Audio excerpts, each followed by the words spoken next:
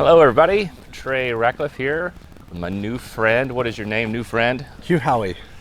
So, Hugh, if you don't know, is a very famous sci-fi author. Not that famous.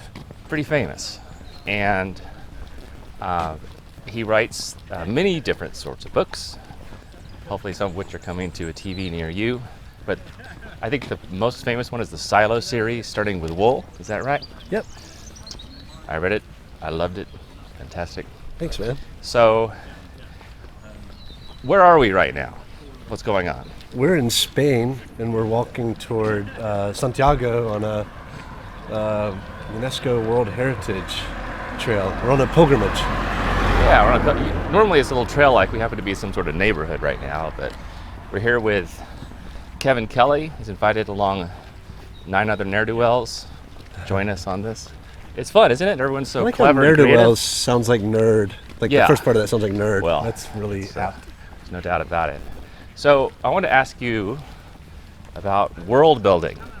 I've always wanted to ask a sci-fi author about this idea of world building, because I think it's like such a cool thing. So maybe first describe what world building is to you, and then I want to talk about how you built this post-apocalyptic world of Silo, where people are living underground and all sorts of stuff. So what's world building to you? World building for me, because you have to do world building even if you're writing contemporary literature. Even if it's an actual place, even if it's Paris, the parts of Paris that you'll pick to tell your story in is building the world for that story. And the decisions you make will affect the story, how good it is. But when you're a science fiction or a fantasy writer like I am, or historical fiction, sometimes you're coming up with worlds that don't exist. And the rules of the world might be different from the rules of our world. Mm-hmm. And that creates, I think, the fascination and tension and the obstacles and drama for the characters. So for me, writing any kind of science fiction story, it almost always starts with an idea or something to satirize about our world. So you look at our world and you think, like, that's a really strange thing that we do. What if there was a world where that was exaggerated, or you got rid of that completely? And then you start thinking about the effect that would have on people, and then characters pop to your mind, which is the second part of constructing a plot. But for me, it all starts with the world building, and it happens away from the keyboard. It's not you don't sit down with a blank page and try to build the world. For me, it's daydreaming. I used to go on walks with my dog every day, and I would come up with a world like just nothing but robots, and it's been so long that it's been so many millions of years that there's no memory of humans ever existing, and so there are robots who just think that, well, there was a sea of bolts in the beginning, and some just fell together in a way that made a self-replicating bolt machine, and they got more complex over time. So, okay, that's a new idea. Where does that go? Where do you take that? And what are the rules of this world? And what would be an interesting story in this world? And then you think, well, maybe the robots find, a vault with seeds and DNA like we've actually made. And maybe they try to reconstitute a human. Well, now what's it like for a young girl to grow up in this world of robots has no memory of humans? So it starts just daydreaming and asking yourself logical questions and coming up with whatever answers. Did you ever write that book? I haven't yet, no, but I've got it all mapped out. Yeah. And so for Silo, which is a 3-book series, is that right? Yep. How long did you spend world building before you started writing chapter 1?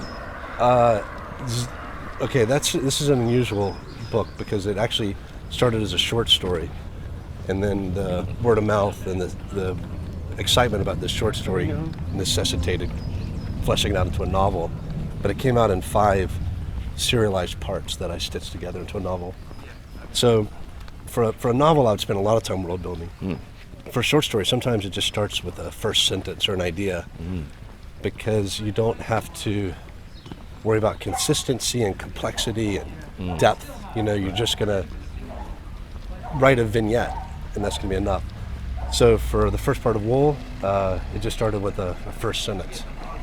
And the challenge for me was the story did really, really well, and it didn't have a world for the rest of the story to take place in. Right. And most of my main characters were dead. Right. So when people were writing like Amazon reviews and saying like, I love this, I want more of it, and Right. none of my other stuff was selling like that or getting calls for sequels. So that was a challenge in world building, that I had to come up with a world that I'd already half-assed created, and it had to be rich enough to sustain a novel-length work. And consistent with the first book. Yeah. And there Right. are some ways I think there are some inconsistencies, because I dreamt of a much smaller world for that short story. For the novel, it needed to be much larger. And I needed to introduce new characters, and they had to have different backgrounds and occupations, so it wasn't repetitive. So as you're writing these books, I know these, well, I'm not an author, I don't really know, but sometimes I hear that characters kind of take on a life of their own, and they do things that you don't expect. Did that ever happen, and did that require you to do some re-world building? Yeah, actually, like the story wouldn't have worked without this one character who, when I wrote the third book in the third story in that first novel, there was no love interest, this guy named Lucas. And looking back, I try to imagine this novel without this guy. Becomes a very central character and a love interest for our protagonist, and a reason for her to want to fight for her Cylon to come back, and someone who softens her and changes her mind, and who she hardens. Like, the whole book doesn't work, but the first draft didn't even have this guy in it. Right. And it's hard to imagine if you've read it. Yeah, of course. So- Yeah, I can't imagine it without Lucas. Yeah, so when Yeah. I finished the draft of the third part, and there's no Lucas, and I'm like, we need this. We need some person. And yeah, to that discovery and revision process, I think it was a lot of Juliet's personality was telling me, like, we need to see her in love and see that side of her. So that took a life of its own. But the best characters, like Bernard, the bad guy in the book, and this is, I think, true for most of my works, where the bad guy is the one who has the most internal agency. Right, yeah. And when you find a bad guy like that, it's golden, because they do so much of your heavy lifting for you. So much of the plot and dialogue just comes from letting them do their own thing. So, actually, I was thinking about this while I was reading the book, and I haven't asked you this. I was wondering, do you think that, I feel like Westworld lifted from your book a little bit. The bad guy's name is Bernard. He's in charge of IT. He's always fiddling with his glasses. Yeah. A lot of your chapter titles, they reuse. There's just a lot of, I feel like you influenced that accidentally. Yeah, it's probably subconscious on their part, but that's the cross-pollination of especially genre work. I didn't realize one of the first people to express interest in turning Roll into a movie on our first phone call was like, so you're a big Fallout fan? Yeah. And I'm like, yeah, I am, but what does it have to do with... Oh, it accidentally influenced you, yeah. Yeah. I'm a huge Fallout fan too. I was wondering if you wrote that before Fallout or... Well, so Fallout, the Fallouts that I fell in love with are these old isometric... Oh, I remember, really turn-based. pixelated, yeah. Yeah. So, and I, Fallout, the new Fallouts hadn't come out yet. Right. The revitalization of that. But, yeah, and I realized, yeah, of course. But the idea of hiding underground and danger is probably even predates the nuclear bunkers that influenced me as a kid growing up in the Cold War. Mm-hmm. But I think it's probably biological. Like, I think it's why we build forts as kids. Like, there's something about getting in a cave that feels safe, and probably because we lived in them for a while. Even a couch fort. Yeah. Everyone likes a good couch fort. That's world building. So, you had a unique kind of business model, I think. You didn't charge very much for these because you were still becoming The viewer known. can see the horse shit. Yeah. If you just look down with your VR goggles right now. Yeah, the business model is... Yeah. And did you self-publish on Kindle and then it went to another publisher? What happened? My first book was a young adult spacefaring novel that I wrote for the hell of it and just started giving to friends and family on a Word document, hoping someone would read it. And they encouraged me to send it off to publishers, and I did that and got a book deal with a small press. And that was already more than I ever dreamed of doing. Like I just wanted to write one book in my lifetime. Right. The fact that someone else was going to edit it and publish it and pay the costs and give me some money, I couldn't believe it.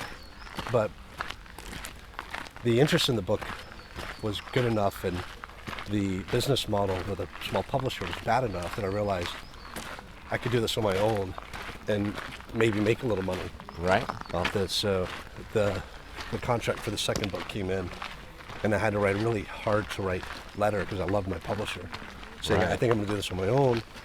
And as a matter of fact, can I buy the rights back to the first book? Oh, So then I started just self-publishing and never thought about publishers again right.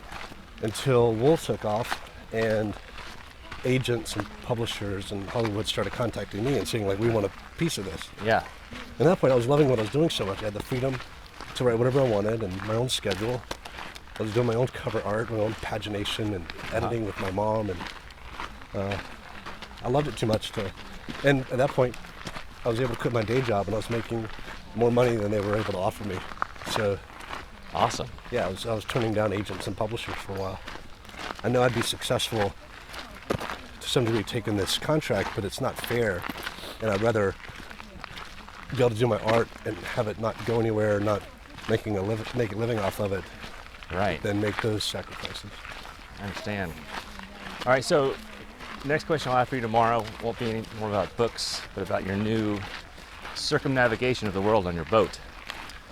I think people would be very interested in this new chapter of your life. But before we go, I'm going to ask a personal favor. My daughter, Isabella. What a beautiful name. She is How old's your daughter? 12, Oh, wow. and she loves your book.